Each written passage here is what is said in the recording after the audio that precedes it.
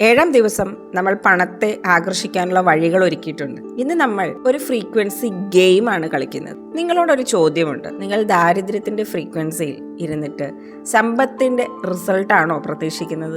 നിങ്ങളുടെ എനർജി താഴ്ന്നിരിക്കുകയാണെങ്കിൽ ലോകത്തിലെ ഒരു അട്രാക്ഷൻ ടെക്നിക്കും നിങ്ങൾക്ക് വേണ്ടി വർക്ക് ചെയ്യില്ല.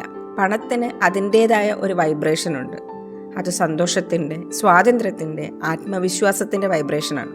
സങ്കടം, സംശയം, അസൂയ, കുറവുകൾ ഇവയിലായിരിക്കുമ്പോൾ നിങ്ങൾ പണത്തെ തള്ളിക്കളയുകയാണ്. നമുക്കിപ്പോൾ കയ്യിൽ ആവശ്യത്തിന് പണമില്ലായിരിക്കാം, പക്ഷെ പണം വരുമ്പോൾ നിങ്ങൾക്ക് എന്ത് ഫീലിംഗ് കിട്ടുമോ ആ ഫീലിംഗ് ഇന്ന് നമ്മളുടെ ലൈഫിൽ കൊണ്ടുവരും. ഇതാണ് വൈബ്രേഷൻ മാച്ചിങ്. ഹായ്, 21 ദിവസത്തെ മണി അട്രാക്ഷൻ ചലഞ്ചിലേക്ക് സ്വാഗതം. ഇന്ന് 8-ാം ദിനമാണ്. ഇന്ന് നിങ്ങൾ ചെയ്യേണ്ടത് ഇത്രമാത്രം. സമ്പന്നത അനുഭവിക്കാൻ നമുക്ക് വലിയ പൈസ ചെലവാക്കേണ്ട കാര്യമില്ല, പക്ഷെ നിങ്ങളത് ഫീൽ ചെയ്യാൻ തുടങ്ങണം. നിങ്ങൾക്ക് ആത്മവിശ്വാസം നൽകുന്ന ഒരു വസ്ത്രം ധരിക്കുക. നിങ്ങൾക്ക് ഇഷ്ടപ്പെട്ട ഒരു കോഫി അല്ലെങ്കിൽ ഒരു ചായ ഒരു നല്ല കപ്പിലിരുന്ന് കുടിക്കുക.